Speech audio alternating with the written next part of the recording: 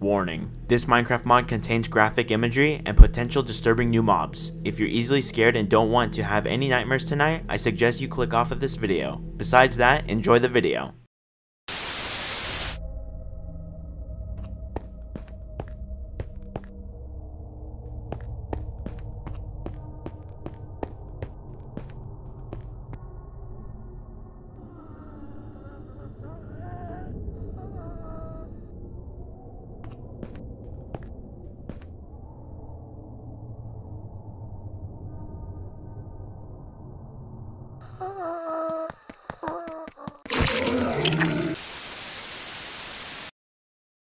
Welcome back everyone to a brand new MC Mod Showcase video. Today, we're showing off one of the most creepiest and scary mods here in Minecraft. I'll be going over almost every single mob, new items you can find, as well as how they can mutate. Don't forget to subscribe so we can hit 2,000 subscribers by the end of this month. With that out of the way, let's get into the Scape and Run Parasites mod. To start off, this mod adds a pretty good challenge to the game with gruesome new mobs that you will come across in your game. Every gruesome mob that you come across is infected by a parasite-like creature that turns mobs into something horrendous. You will notice that the infected mobs don't just go for you, instead, they go for everyone. When they go after other mobs, their goal is to mainly infect them, making them just like one of them. Villages are not safe and are likely to be overran and absolutely decimated if the right infected mobs get a hold of the villagers and infect them as well. Over time, you will notice that these infected creatures will actually transform themselves and will form with each other to make even deadlier and scarier creatures than before.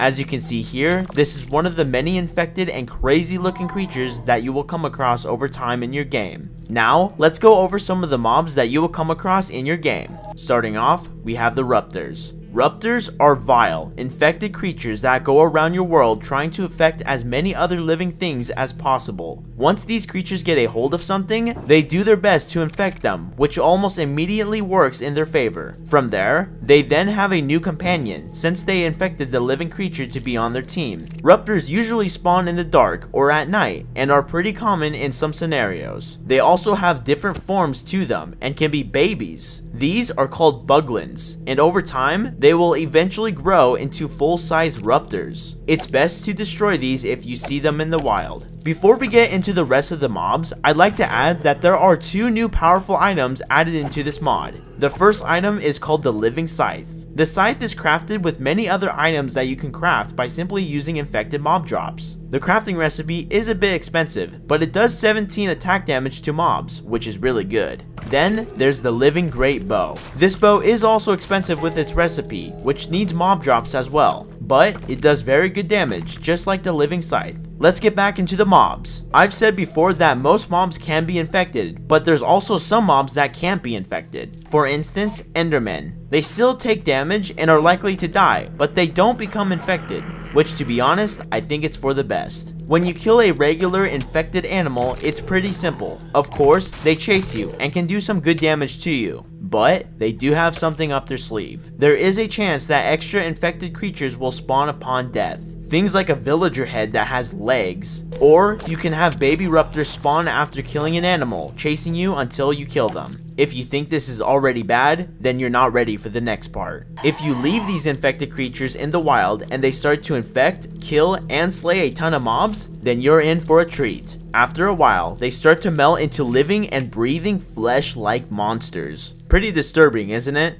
After they melt into this living mush of flesh, they can also form with other living flesh, which when formed will create an even bigger pile of flesh. If you let this happen, the next stage is even worse. After some time, they will then form into primitive parasites. There's many different types of primitive parasites, and it's random what they will transform into. Either way, it is not good when they form into primitive parasites. Speaking of these new creatures, let's get into these abominable creatures next. There's over 5 different different types of primitive parasites that you may come across over time in your world. Not all of these variants are the same. They actually have different abilities they can use on other mobs. Let's go over some of these creatures. First is the Reeker. When you approach this mob, you better have your sprint button ready. This creature will charge at you with its terrifying legs and arms. He's venomous, so it's likely that if he hits you, you will be poisoned. Second is the Bolster. This mob is like the mother of other parasites. It grants some buffs to nearby allies, which can ultimately make this a challenging fight. And lastly is the Long Arms. Long Arms doesn't have much of a unique ability. Instead, he is actually very strong and can take many hits with a diamond sword before he goes down. Similarly to the regular infected mobs, these creatures can also turn into even buffer and insanely hard to fight creatures. If you let them kill other mobs and evolve, they can become extremely dangerous, so watch out if you see a primitive parasite evolving from a distance. I will leave the other 3 primitive mobs for you to explore, that way I don't spoil too much about the primitive mobs. Now, let's go over the reinforcement system. With the reinforcement system, there is a chance for a reinforcement to appear if you kill an infected mob. You will see these creatures appear out of the ground called beacons, or beacons, I'm not quite sure how to say it.